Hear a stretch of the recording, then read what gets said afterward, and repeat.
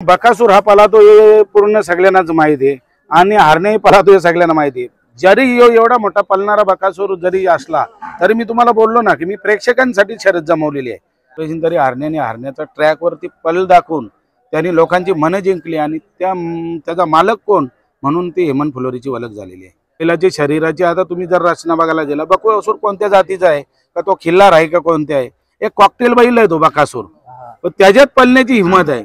तशी हार झाली तर ती पचवता पण आली पाहिजे ना, जीत झाली तर तो मनातच आनंद ठेवला पण पाहिजे, तर तुम्ही याच्या पुढे खेळू शकता आणि पुढच्या खेळाडू तुम्ही घडू शकता। हरण्याची सजावट बघा आजच्या दिवसात कशा पद्धतीने केलेलं आहे, कारण की एका पाटकलेल्या हरण्या 622 आणि आपला तलवारीचं निशाण आणि आपला इंडियाचा ध्वज देखील म्हणजे भारताचा ध्वज। दादा नमस्कार। नमस्कार। तर काय बोलाल, आजचं मैदान आपलं देसाईचं सावली मैदान, पारंपरिक मैदान, आय थिंक 50 वर्ष होऊन गेले या मैदानासाठी आणि तसंच आयोजन देखील सुंदर आहे, तर काय सांगाल मैदानाबद्दल? हो 100%, कारण हा मी लहानपणापासून मैदान बघतो। आता तुम्ही सांगितलं की 50, आता माझी तर 50 नाही, मी 43 वयात आहे, मी काही वर्षापासून त्या मैदानाला बघतो आणि त्या मैदानाची कुठेशीन तरी एक क्रेज ठेवण्यासाठी, म्हणजे त्या मैदानाचा एक कुठेशीन तरी आदर्श ठेवण्यासाठी मी आज या मैदानात जाणूनबुजून मी गाडी जमवलेली आहे। जाणूनबुजून म्हणजे मी मित्राला फोन केला सचिन घरातला की सचिन तुझा बकासूर चांगला पळतो, हरण्या चांगला पळतो, आपण कुठेतरी एक प्रेक्षकांना चांगल्यापैकी लढत दाखवूया ती तशी आणि त्याच्यात आनंद प्रेक्षक घेतील आपणही घेऊ, तर या हिशोबाने आम्ही ती गाडी जमवली।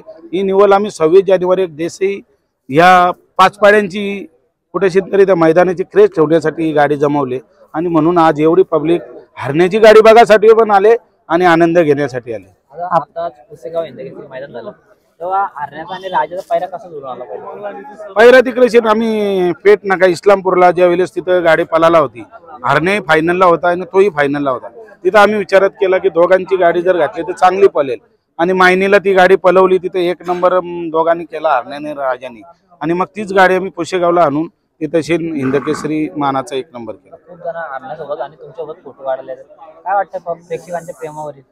100% जे फोटो काढण्याची जी मला क्रेज जी आणली ती मला माझ्या नशिबाने मला हरण्याने आणून दिली, कारण हरण्या कुठेतरी हा चांगल्यापैकी ट्रॅकवर पळतो आणि त्याने कुठेतरी प्रेक्षकांच्या मनात जे अधिराज्य गाजवलं ते गाजवलं, तर त्याचा मालक कोण म्हणजे त्याचा सांभाळ करणारा एवढा व्यक्ती कोण की त्यांनी चांगल्यापैकी फिटनेसला ठेवला, चांगल्यापैकी हरण्याला पळवला, त्या हिशोबाने माझे ते फोटो काढतात। आणि आज दादा मोठी अशी शर्यत बोलता येईल, कारण की समोर आहे बकासूर आणि आपला हरण्या असणार आहे, तर प्रत्येकाची नजर या शर्यतीवर असणार आहे, तर शर्यतीचं काय प्रतीक असणार? आणि 100%, कारण बकासूर हा पळतो हे पूर्ण सगळ्यांनाच माहिती आहे आणि हरणे पळतो हे सगळ्यांना माहिती आहे।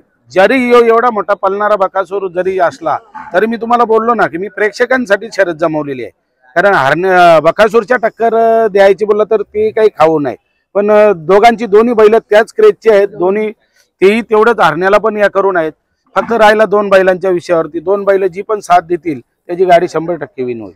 आणि शर्यत विजयानंतर एकाची हार आणि एकाची जीत होणार आहे, तर प्रेक्षकांना काय तुम्ही संदेश द्याल, कशा प्रकारे आनंद व्यक्त केला पाहिजे? मी बोललो हार झाली तर ती पचवता पण आली पाहिजे ना, जीत झाली तर तो मनातच आनंद ठेवला पण पाहिजे, तर तुम्ही याच्या पुढे खेळू शकता आणि पुढच्या खेळाडू तुम्ही घडू शकता।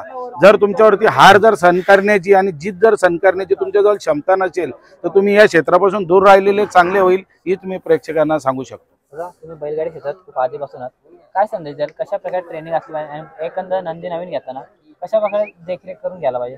नंदी घ्या देखरेखीचा बघा, मी तुम्हाला बोललो ना की बैलाच्यात फक्त धमक पाहिजे पळण्याची, बैलाच्या शरीराची नाही, बैलाच्या शरीराची आता तुम्ही जर रचना बघायला गेला बकासूर कोणत्या जातीचा आहे का तो खिल्लार आहे का कोणत्या आहे, एक कॉकटेल बैल आहे तो बकासूर, पण त्याच्यात पळण्याची हिंमत आहे।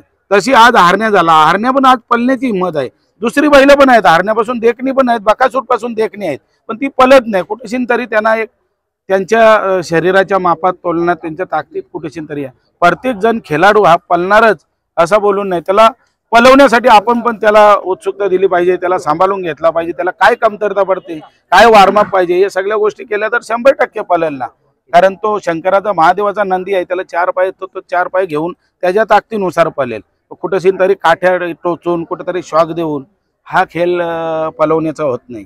आणि घाटावर आणि आपल्या बिंजोडमध्ये दोन्हीकडे आपला हरण्याने खूप नाव केलेलं आणि तुमची ओळख देखील होते की बघा दादांचा हरण्या बैलाला, तर त्याबद्दल कसं प्रेम व्यक्त कराल? तुम्हाला बोललो ना, मला एक सेलिब्रिटी आली, त्यांनी तयार केला, पण त्यांनी त्याच्या नावाने सेलिब्रिटी मला बनवलेला आहे. मी माझ्या नावाने सेलिब्रिटी झालेला नाही.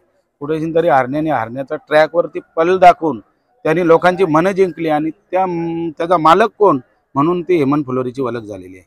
दादा बैलगाडी क्षेत्र सोडून बाकी व्यवसाय काय असतो आपला? माझा व्यवसाय आहे व्यवस्थित, माझ्या पोटा पाण्यापुरती सर्व आहे. माझ्या घरचा परिवार व्यवस्थित सुखी आहे. आम्ही सर्व जॉईंट फॅमिलीचे आहेत, त्याच्यामुळं सर्व काही गोष्टी एकदम सुटेबल आहेत आणि त्या गोष्टी करून तर मी या क्षेत्रात आहे. नाहीतर मग नुसतं शर्यती हा क्षेत्र करण्यात कुठं मजा नाही. आणि आपली नवीन खरेदी ती कधी आम्हाला मैदानात बघायला नवीन भेटेल? खरेदी मैदानात झाली ना, 1-2 गुलाले घेतली, 1-2 गुलाले पडली. मी तुम्हाला सांगितलं ना मागच्या वेळेला मी गुलाला हाती घेतली, पण आता असं आहे की हरण्यावरती मला जास्त करून लक्ष द्यावं लागतं. मग त्याच्यामुळे त्याला कुठेशी तरी कमतरता कोणत्या गोष्टीची नको म्हणून मी त्याला नाशिकला ठेवलेलं आहे मित्राजवळच. कधी वाटेल त्या दिवसाला त्याला घेऊन येईल. आणि आजच्या मैदानाबद्दल काय सांगाल मग? आजचा मैदान काय, मी तुम्हाला बोललो ना, मी माझ्या जन्माच्या आधीपासूनचा मैदान आहे आणि त्यांची पंचक्रोशी जी कमिटी आहे ती पण चांगली छानपैकी आहे, त्याच्यामुळे काही विषय नाही. आणि आता त्यांनी जिम्मेदारी एक नवीन मुलांजवळ दिली, रवी म्हात्रेजवळ दिली आणि त्यांनी अप्रतिम म्हणजे त्यांनी दाखवून दिलं घाटावरती पण का आम्ही पण तुमच्यासारखे मैदान घडू शकतो, पण आपल्या खेळाच्या मार्फत. आणि तो आनंद घेण्यासाठी घाटावरून पण काही लोक आलेले आहेत. ठीक आहे दादा, तुम्हाला शर्यतीसाठी शुभेच्छा करतो. आणि आपण नेहमीच बघत असतो जिथे आपला हरण्या असते त्याबद्दल भरपूर सारे प्रेक्षक म्हणजे हरण्याप्रेमी आपल्याला बघायला भेटतात.